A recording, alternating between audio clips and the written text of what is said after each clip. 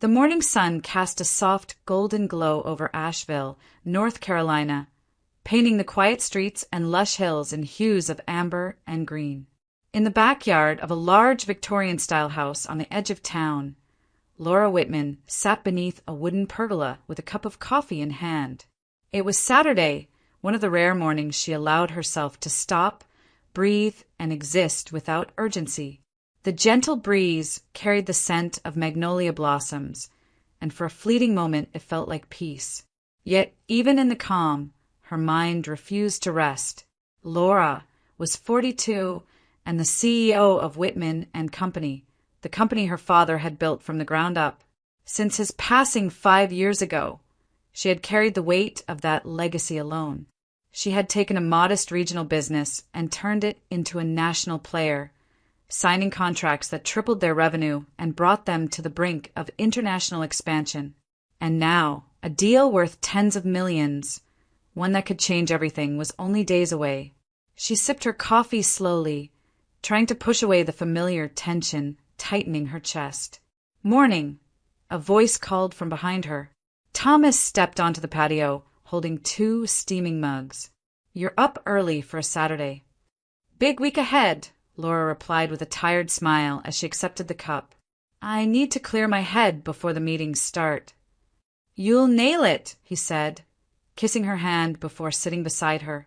But before she could answer, the roar of an engine shattered the morning quiet. A silver Mustang screeched to a halt in front of the house. Moments later, their son Ryan stumbled out, still wearing last night's clothes, sunglasses hiding bloodshot eyes.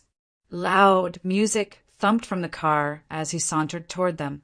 "Another all-nighter?" Laura asked, setting her cup down. "Mom, I'm 20.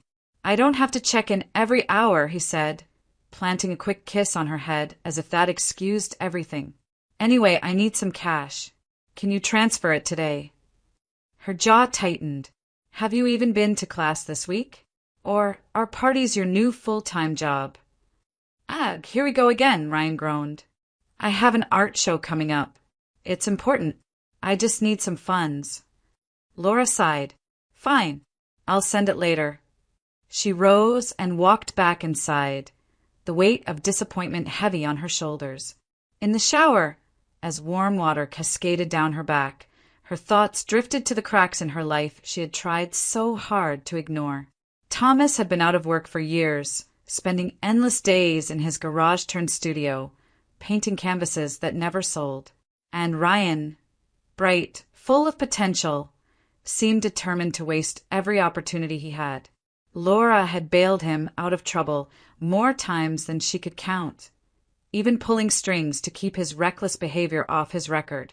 Yet neither of them seemed to care about the sacrifices she made. Later that afternoon, she met her 2 closest friends, Charlotte and Ella, at a downtown bistro. They greeted her with champagne and laughter, a stark contrast to the heaviness Laura carried. "How do you manage everything?" Ella asked between bites of steak. "By forgetting I exist outside of work," Laura replied with a wry smile. "Meanwhile, one of my boys spends his days painting, and the other thinks future is a dirty word." "Cut them off," Charlotte said bluntly. "Let them figure out life on their own." "She's right," Ella added. "I saw Thomas with someone recently. Young. Stunning. How long are you going to keep tolerating this?" Laura forced a smile, though the words cut deeper than she let on. "Maybe you're right," she whispered. That night, as she returned home, the house was dark and silent. Thomas was in the garage, and Ryan was nowhere to be seen. Laura stood in the foyer for a long time, staring at the family photos on the wall, pictures of a life that looked perfect from the outside but was crumbling within. By dawn, her resolve had hardened. This week's deal would secure the company's future, but something else had to change, too. She couldn't keep carrying everyone on her shoulders while they dragged her down. Something had to give, and soon. Sunday morning unfolded in a soft haze of light over Asheville. Laura woke before dawn, her heart beating faster than usual. Today wasn't just another business meeting, it was a turning point. The deal she had been preparing for over the past 6 months was finally about to come to life. If things went well, Whitman and Company would no longer be just a respected regional firm. It would become a player on the global stage. She brewed a pot of dark roast coffee and watched the sunrise from her kitchen window, letting the steam warm her hands. Her reflection stared back at her from the glass, eyes sharp, shoulders squared. There was exhaustion there, yes, but also a quiet fire. Thomas wandered in, yawning as he poured himself some milk. "You're up early again," he said, half amused, half indifferent. "It's an important day," Laura replied, offering a faint smile. "I need to be sharp." "You always are," he said, kissing her cheek before disappearing into the garage. No mention of the meeting. No offer of luck, not even curiosity. As always, his world revolved around his paints and canvases. By mid-morning, Laura had dressed in her favorite navy suit, the one that made her feel unshakable, and driven downtown to a small waterfront restaurant where the meeting would take place. Daniel Harper was already there, waiting near a window table with a panoramic view of the French Broad River. "Laura Whitman," he said with a grin as she walked in. "I almost didn't recognize you. You've become formidable." She laughed, genuine and unrestrained. "It's been, 20 years?" "Closer to 25, he said as they hugged. "Back, when you used to beat me in every debate club competition." "And you never let me forget it," she teased. Their laughter melted the tension she'd carried all week. When they sat down, business quickly took center stage. Daniel had built his logistics company from scratch, and his network could open doors Whitman and Company had never even dreamed of. They spent hours reviewing contracts, debating clauses, refining terms.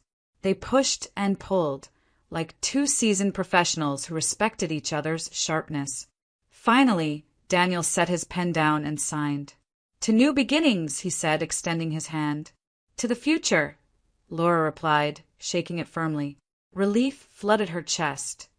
This was the moment her father had dreamed of, the legacy she had promised to continue. To celebrate, Daniel suggested they stop by a small wine bar nearby. Over glasses of Cabernet, they drifted from business talk to childhood memories. Summers spent biking through town. Stolen afternoons at the creek, the day Laura fell off her bike and he carried her home with a scraped knee and a crooked smile. She hadn't laughed this much in years.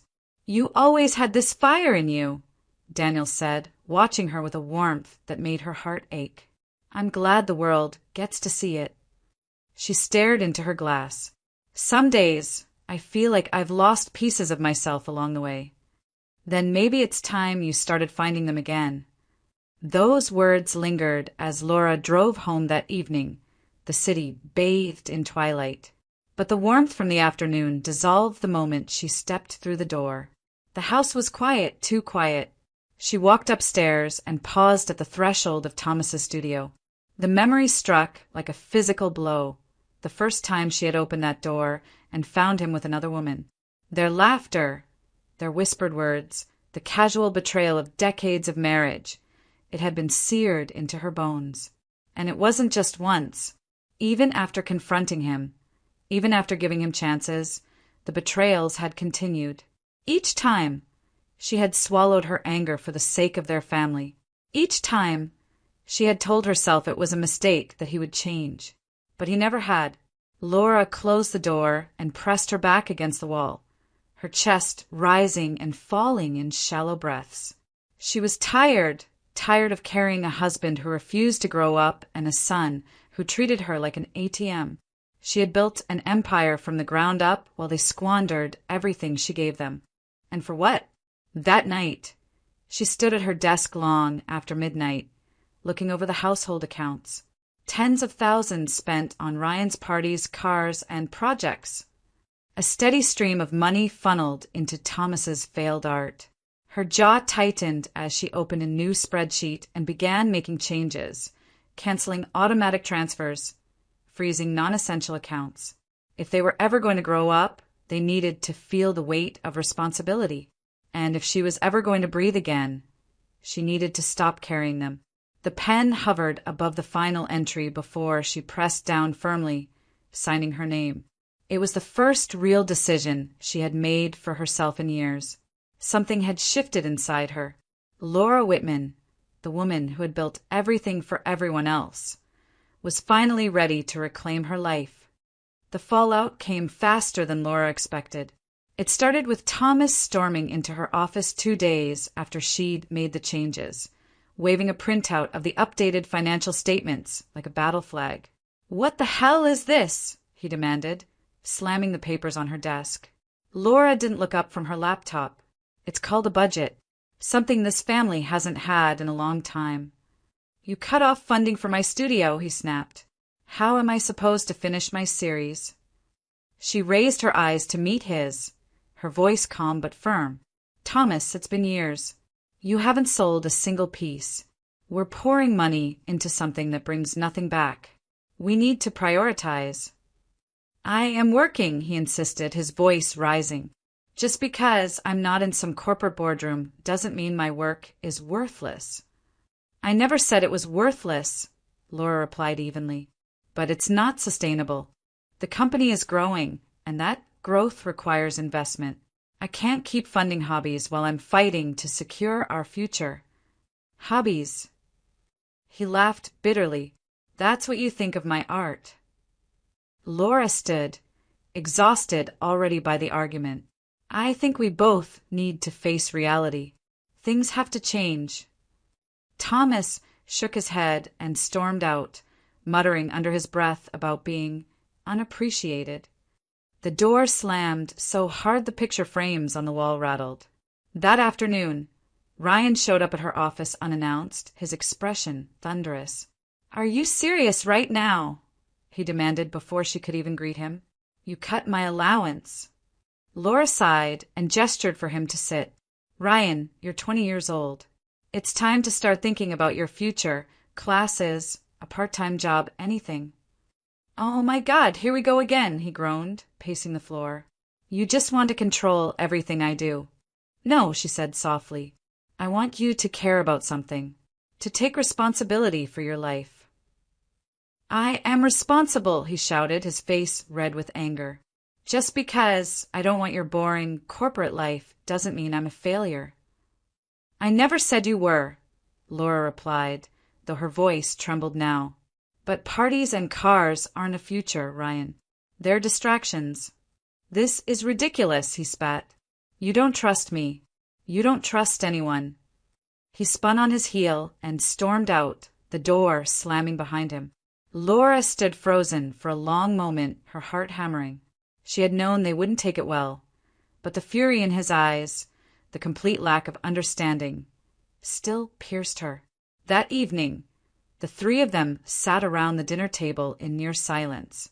Thomas pushed his food around his plate without eating. Ryan didn't look up from his phone. Laura tried to speak twice, but the words stuck in her throat. Everything about the meal felt cold and unfamiliar, like strangers sitting together out of obligation. Finally, she broke the silence. "I know you're both upset with me," she said quietly, "but I believe this is the right thing for all of us." Thomas scoffed, not looking at her. "You didn't even give us a chance to talk about it." "Because every time I try, you both shut me out," Laura replied, her voice steadier now. "We are a team, but a team only works if everyone contributes." Ryan said nothing. He just stared at his plate as if she weren't even there. The weight of his silence hurt more than his shouting had. Later that night, when the house had gone still, Laura stood by the kitchen window, staring out into the dark. Her hands trembled slightly as she gripped the edge of the counter. She knew this was necessary. She knew she couldn't keep enabling them. But knowing didn't make the ache any less sharp. She pressed a hand to her chest. Her heartbeat felt strange, too fast, too heavy. She took a breath, then another, but the room was tilting now, the edges of her vision blurring. A cold sweat broke across her skin. The last thing she remembered was the mug slipping from her fingers and shattering on the floor before the darkness swallowed everything. When Laura opened her eyes again, She was staring at a white ceiling. The steady beeping of a heart monitor filled the silence. A doctor appeared above her, his expression calm but serious. "Mrs. Whitman," he said gently, "you had a myocardial infarction, a heart attack brought on by prolonged stress. You're stable now, but you need to rest. If you don't slow down, the next one could be worse." Tears welled in Laura's eyes as the reality sank in.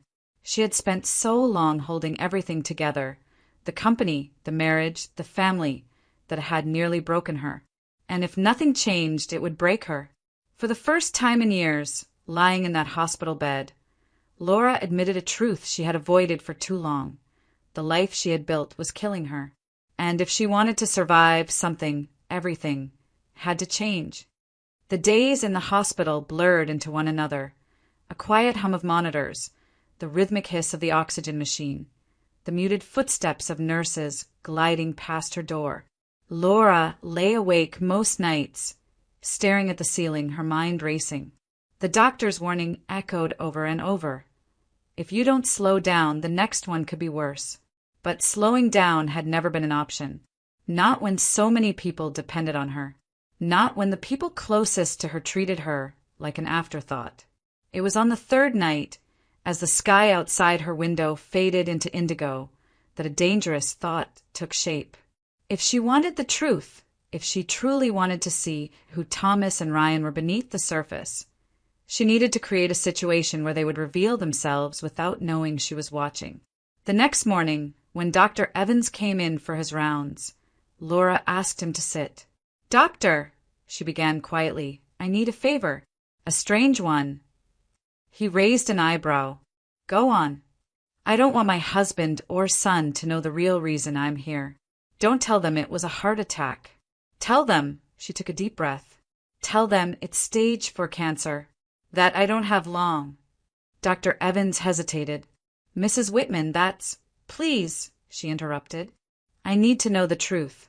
I need to know who I'm really living with before I decide what to do with the rest of my life." Reluctantly, the doctor agreed. "All right, but you understand this could have consequences." "I understand," she said, her gaze steady. "That's the point." When Thomas arrived that afternoon, his expression was carefully composed, a mix of concern and something she couldn't quite name. He sat at her bedside and took her hand, patting it gently. "Laura, the doctor told me," he said, his voice low. "I can't believe this." She forced a weak smile, playing her part. "It's advanced. They say there's not much time." Thomas sighed deeply, but his eyes didn't fill with tears. If anything, there was a flicker of relief. And then he said it. "Is there anything you need me to handle? Have you updated the will?" The words hung in the sterile air, cold and heavy. Laura felt her stomach twist. Of all the things he could have said, "I love you, we'll fight this, I'll be here," he went straight to the paperwork. "Not yet," she whispered, her voice barely audible. "Well," he said, quickly, almost too quickly, "it's important to get those things settled, you know. For Ryan. For the company. I can talk to Wilson about it." She nodded, not trusting herself to speak. When he left a short while later, promising to check in soon, the room felt colder than it had all week. But the real blow came from Ryan. He didn't show up that day, or the next, or the day after that. Laura called and texted him, but her messages went unanswered. Once, in the hallway, she overheard 2 nurses whispering near the door. Can you believe it? A woman with stage 4 cancer, and her husband and son barely visit. "I know," the other replied softly. "Some people really are heartless." Laura closed her eyes, willing the tears not to fall. They were talking about her. She was the woman who had given everything, and was now left to die alone. By the end of that week, her sorrow had hardened into something else entirely. Resolve. If this was who they were, if this was how little she meant to them, then they would learn what it felt like to lose what they took for granted. She picked up the phone and called her attorney. "Mr. Wilson," she said calmly, "I need to make some changes to my estate plan." Of course, he replied. What are you thinking? I want Megan Ross, my executive assistant, to assume temporary control of the company if anything happens to me. Ryan will not inherit until he demonstrates responsibility. And Thomas, she paused. Thomas is to have no control over my assets whatsoever. There was a brief silence on the other end. Understood, Wilson said finally. I'll draft the amendments and bring them over tomorrow. As Laura hung up, she stared out the window at the fading light over the Blue Ridge Mountains. The woman lying in that hospital bed was no longer the same one who had collapsed in her kitchen days ago. That woman had been desperate, clinging to a family that didn't value her. This one was done begging. Whatever came next, Thomas and Ryan would no longer coast through life on her sacrifices. The reckoning had already begun, and they didn't even know it. Days turned into weeks, and the hospital became Laura's entire world. A world of sterile white walls, quiet beeping machines, and long hours of silence. Thomas's visits, which had been brief and distracted even at the start, became increasingly rare. At first, he came every 3 or 4 days, bringing flowers he likely bought on the way in and asking perfunctory questions about her condition. But even those small gestures dwindled. Soon it was once a week, then every 10 days, and each time he seemed more impatient, more distant, as if he had somewhere else he would rather be. Ryan didn't come at all. Not once. He didn't call, didn't text. The last message she'd sent him, I miss you. Can we talk? Remained unread. Laura tried to convince herself he was busy or overwhelmed. But deep down, she knew the truth. He simply didn't care enough. One rainy afternoon, Megan stopped by after work with a stack of documents for Laura to review and sign. They talked for a while about the company's transition plan, about the expansion deal that was moving forward without a hitch. Megan hesitated before leaving, glancing at her phone. There's something you should see, she said gently, placing the phone on Laura's lap. On the screen was a photo from a local arts gala taken just the night before. Thomas was there, dressed in a tailored suit, laughing as he held the hand of a much younger woman in a red dress. They looked carefree, radiant, like a couple without a worry in the world.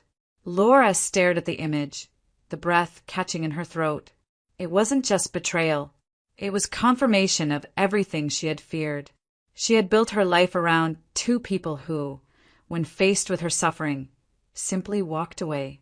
That night, she cried silently into her pillow, her chest tightening with a pain deeper than the heart attack that had brought her here. It wasn't just the loss of their love, it was the realization that maybe it had never truly existed. But life, as it often does, had one more surprise in store. 3 days later, as she lay half dozing in the late afternoon light, the door to her room opened, and in walked Daniel Harper, carrying a bouquet of deep red roses. I heard you were here, he said softly, setting the flowers on her bedside table. I can't believe I had to find out from Megan. Laura blinked in disbelief. Daniel, what are you doing here? What does it look like? He teased gently.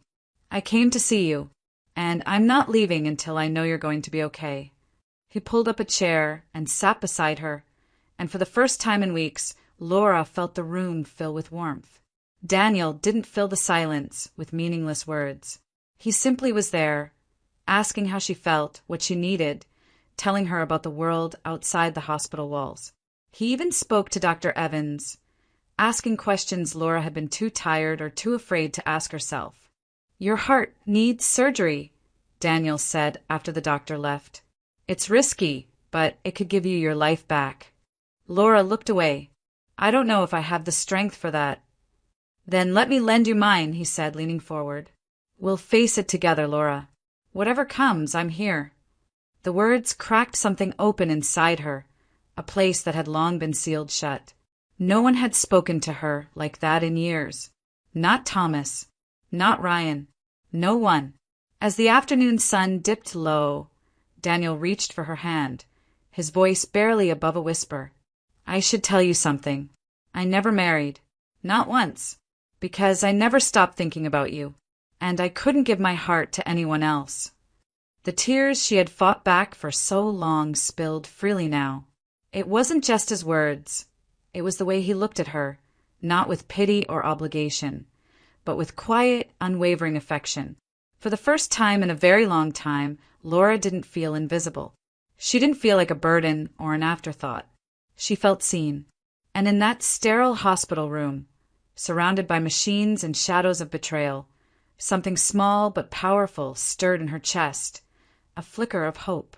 Maybe her story wasn't over. Maybe, just maybe, the best part of her life was still ahead.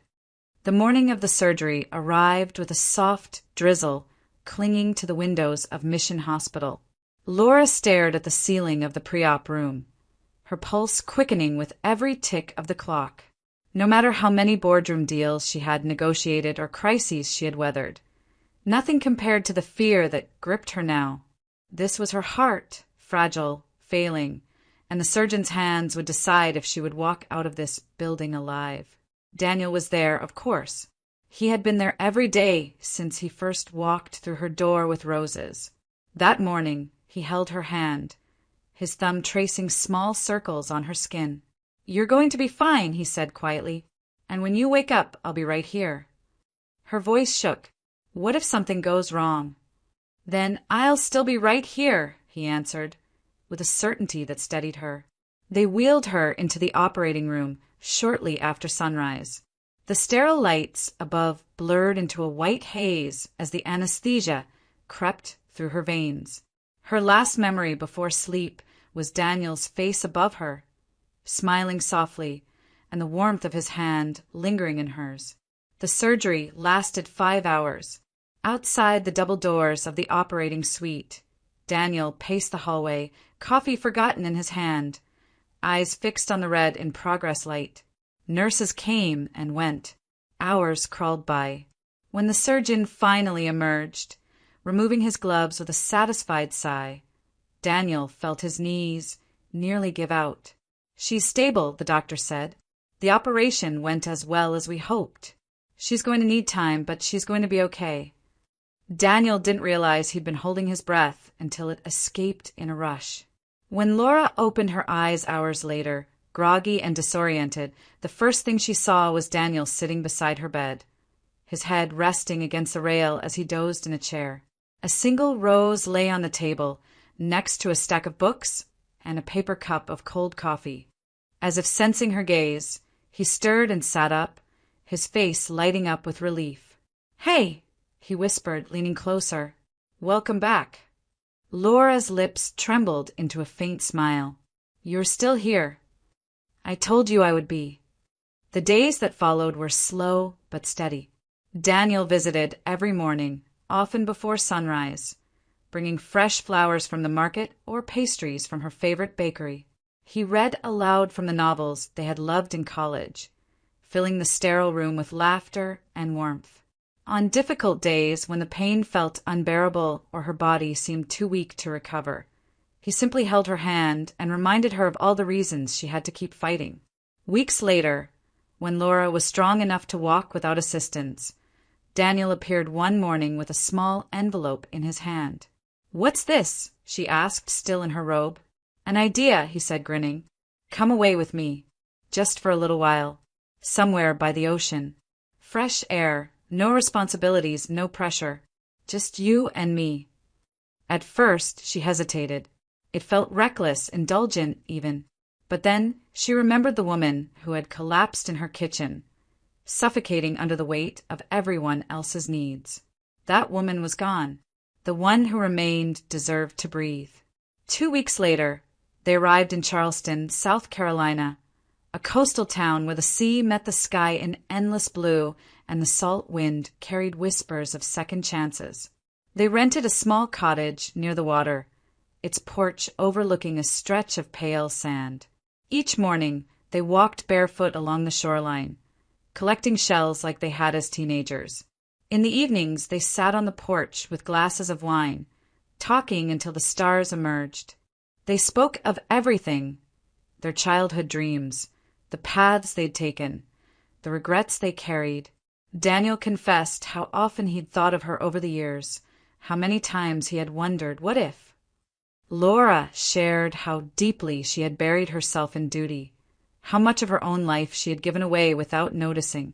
Somewhere in those conversations, amid the laughter and the silences, something shifted.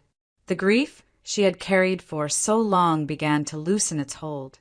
The anger and betrayal that had once defined her started to fade. She felt lighter, freer, as if each tide that kissed the shore washed away a small part of her past. One evening, as the sun melted into the horizon, Daniel turned to her with a gentle smile. "You know," he said, "this feels like the beginning of something." Laura looked out at the sea, the wind tugging softly at her hair. For the first time in years, the future didn't terrify her. It beckoned. "It does," she whispered. "It really does." And in that quiet moment, Laura realized she was no longer the woman who had been left behind. She was someone new, someone alive, hopeful, and ready to build a life not out of obligation, but out of choice. By the time Laura returned to Asheville, the air had shifted. The weeks by the ocean had done more than heal her body. They had reset something deep inside her. The woman stepping out of the car in front of Whitman and company headquarters was not the same woman who had collapsed in her kitchen weeks before. She was stronger now, steadier, and she was done apologizing for the weight she carried. Still, that first morning back wasn't without nerves. As she stood in the lobby of the glass-fronted building her father had once walked through every day, Laura felt a flicker of doubt. Would her team still believe in her after her absence? Had the company shifted without her at the helm? She took a deep breath and pushed the thought aside. Doubt had no place here anymore. The doors to the executive floor slid open, and a ripple of applause greeted her. "Welcome back, Mrs. Whitman," one of the junior managers said, beaming. Megan appeared beside her with a stack of reports in one hand and a steaming cup of coffee in the other, just the way Laura liked it. "Everything's on schedule," Megan said. "We've kept the expansion plan moving. Marketing's ready for final approval, and legal has a few contracts they want you to review." Laura smiled, a rare softness in her eyes. "Good work. Let's get started." The rest of the morning passed in a blur of meetings. She reviewed financial forecasts with the accounting team, strategized with marketing about the company's new product launch, and negotiated the final details of their international deal over a call with investors in London. At every step, she felt the familiar fire return, the sense of purpose that had always driven her but had been buried under exhaustion and resentment. When Daniel arrived just before lunch, carrying 2 sandwiches and his signature easy smile, she felt another kind of warmth spread through her. "Thought you might forget to eat," he teased. "Not a chance," she replied, laughing. "I'm running on real food now, not just adrenaline." Daniel had joined Whitman and Company as a formal partner during her recovery, bringing his logistics expertise and extensive network to the table. Together, they made decisions as equals, a refreshing change from the one-sided compromises Laura had been forced into for years. He challenged her when she needed it, supported her when things grew heavy, and reminded her that leadership didn't have to mean loneliness. Over the next few weeks, the company began to transform. New partnerships blossomed. Revenue climbed. Employees who had once shuffled nervously through meetings now spoke with confidence and initiative, inspired by Laura's renewed energy. There was laughter in the halls again, a sense of momentum that everyone could feel. Even the board, once skeptical of her aggressive expansion plans, now praised her vision and leadership. In the evenings, Laura and Daniel would walk through the quiet streets of downtown Asheville, talking about the future. Sometimes they spoke of business, new markets, innovative strategies, but often they talked about life. The books they loved, the places they wanted to see, the dreams they had never spoken aloud to anyone else. Their bond deepened, rooted not in need or convenience, but in respect and choice. Laura often found herself thinking, "This is the life I was meant to live," not the one defined by endless sacrifice, by carrying others who refused to stand on their own. This life, balanced, vibrant, shared, was hers. But the past has a way of finding its way back, even when you've shut the door. It happened one gray afternoon as Laura was finishing a meeting with her legal team. Megan stepped into her office, her expression unusually tense. "There's someone here to see you," she said. "Two someones, actually." Laura didn't have to ask who. A familiar chill slid down her spine. Moments later, the door opened, and there they were, Thomas and Ryan. Time had not been kind to either of them.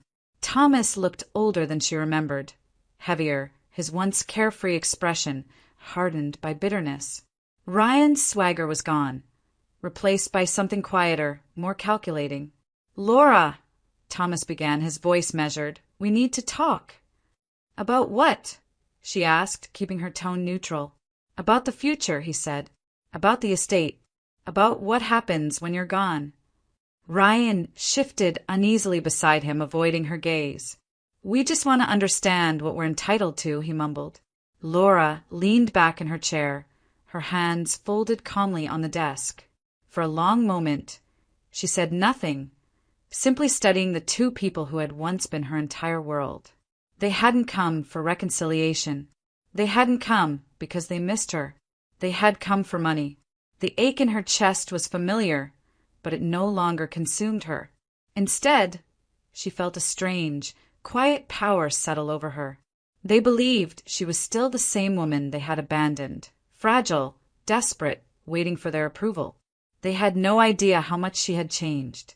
"Then I suppose," Laura said softly, her eyes steady, "we'll have plenty to discuss." The rain was falling in steady sheets the morning Laura stepped into the downtown law office, the rhythmic patter against the windows matching the measured beat of her heart. It had been nearly 3 months since the heart attack, 3 months since she'd rewritten her will and reshaped her life. Today was the final act. The reckoning she had quietly prepared for was about to unfold. Inside the oak-paneled conference room, Thomas and Ryan were already seated at the long mahogany table.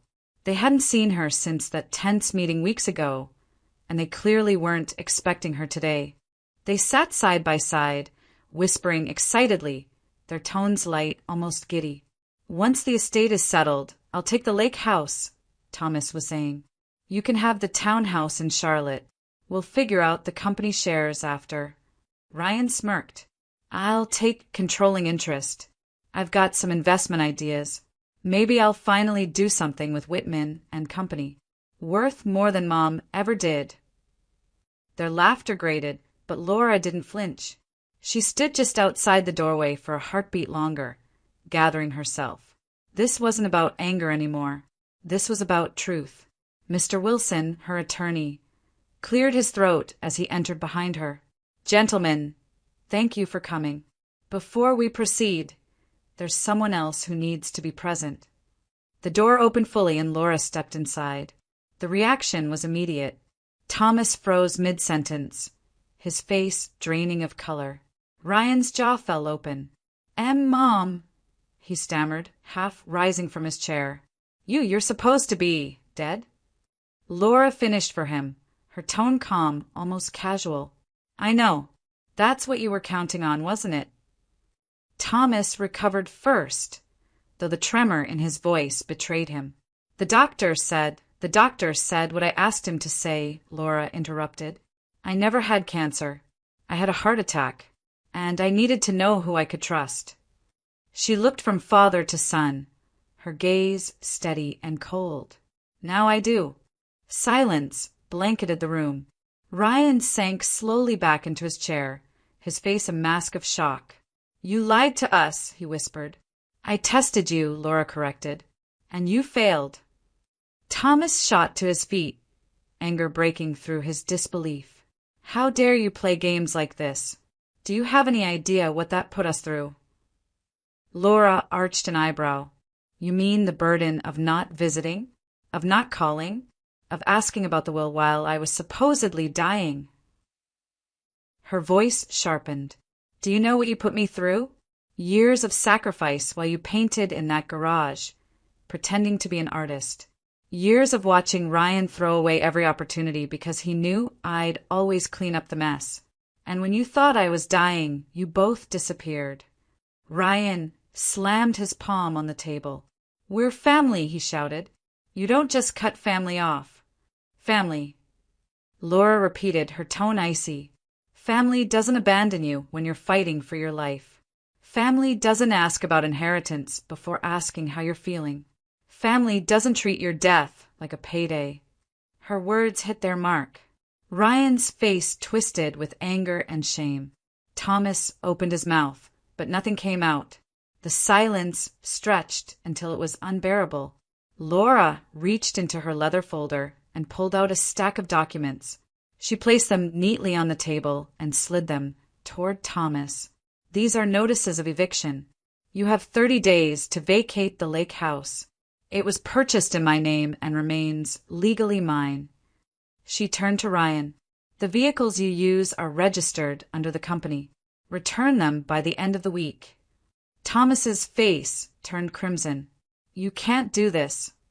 "I already have," Laura said coolly, "and you'll find your access to the joint accounts has been revoked. There will be no more withdrawals, no more monthly transfers, no more funding your lifestyles with money you didn't earn." Ryan rose from his seat, his hands shaking. "You can't just erase us." "I'm not erasing anyone," Laura replied. "I'm giving you both what you've always needed, a chance to stand on your own 2 feet. Thomas glared at her with a hatred she had never seen before. "You'll regret this," he hissed.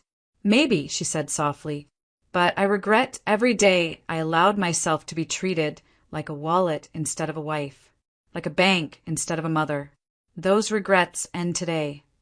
For a long moment, no one moved. Rain lashed the windows. The clock on the wall ticked softly, and then Thomas gathered his coat with jerky, furious movements and stormed toward the door. Ryan lingered a moment longer, his eyes wet, his mouth opening as if to speak, but in the end he said nothing.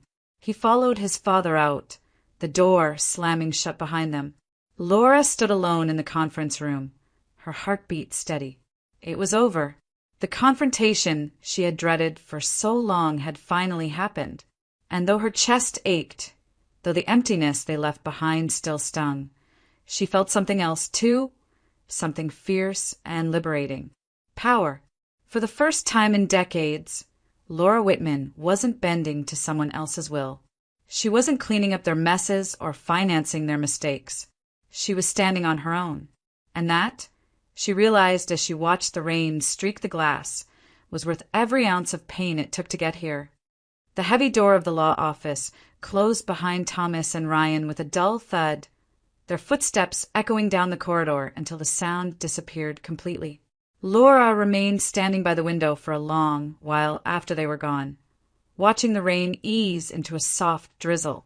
The city below bustled as if nothing extraordinary had just happened, as if her entire life hadn't shifted in the span of a single conversation. And yet everything had changed. For years, she had believed she needed them, that without Thomas and Ryan, her world would crumble. But now, as silence settled over the room, she felt something else instead, lightness. It was as though a weight she had carried for decades had finally been lifted from her shoulders. The chains of obligation, guilt, and fear had fallen away, leaving only clarity in their place. The next morning, Laura met with her attorney again, this time for something she had put off far too long. "I want to file for divorce," she said calmly as Mr. Wilson opened his briefcase. "I'm done." "Of course," he replied with a nod. "We'll start the paperwork today." The proceedings dragged on for months, as Thomas contested every term and Ryan sent angry messages that swung between fury and pleading. But Laura didn't waver. She attended every hearing, signed every document, and refused to back down. Each step brought her closer to the life she had always deserved but had been too afraid to claim. 6 months later, on a bright spring afternoon, Laura walked out of the courthouse with the final decree in her hands. She was no longer Mrs. Thomas Whitman. She was simply Laura, and for the first time in her adult life, that was enough. That summer, under a canopy of blooming dogwoods in a small garden behind a historic inn in Asheville, Laura stood in a simple ivory dress as Daniel took her hands. Their wedding was intimate, Just a handful of friends, a few close colleagues, and Megan smiling proudly from the front row. There were no extravagant speeches, no grand gestures. Just vows whispered through tears and smiles, promises built not on need but on trust, respect, and love. As they exchanged rings, Laura felt a warmth spread through her chest that had nothing to do with the spring sun. This wasn't a second chance at the same old story. This was something entirely new, a partnership born not from sacrifice, but from choice. Together, Laura and Daniel set about building a new life. They restructured Whitman and Company, expanding its reach into international markets and launching mentorship programs for young entrepreneurs, an ideal Laura had dreamed of but never had the bandwidth to pursue before. Daniel's logistics expertise helped streamline operations, while Laura's vision pushed the company into new territories. Their partnership thrived not just in the boardroom, but at home, too. Evenings were no longer silent and strained. They were filled with shared meals, laughter, and quiet conversations about the future. Laura also began to reclaim the parts of herself she had long buried. She took painting classes at a local studio, something she had once dismissed as Thomas's thing. She started running again, savoring the quiet of Asheville's forest trails. And most importantly, she allowed herself to dream, not just about the company or her responsibilities, but about the life she and Daniel could create together. Sometimes, in the stillness of early morning, Laura would sit by the window of their new home, a craftsman-style house with wide porches and a view of the Blue Ridge Mountains, and reflect on the journey that had brought her here. The betrayal, the abandonment, the nights of loneliness and fear, they had once felt like the end of everything. But in truth, they had been the beginning. They had stripped away what was false and hollow, leaving space for something real to grow. She thought, too, of Thomas and Ryan. She didn't hate them. The anger that had once burned so fiercely had cooled into something gentler, a distant ache, a quiet lesson. They had made their choices, and now they would have to live with them. And perhaps in time they would learn what she had learned, that love built on dependency is not love at all. One evening, as the sun dipped low and painted the mountains gold, Daniel wrapped his arms around her from behind as they stood on the porch. "You look peaceful," he murmured. "I am," Laura said softly. "For the first time in my life, I truly am." She leaned into him, her eyes fixed on the horizon. Ahead of her stretched a future she had once thought impossible, one not defined by sacrifice or survival, but by joy, purpose, and choice. Laura Whitman knew that her story wasn't ending. It was just beginning. And this time, every chapter would belong entirely to her.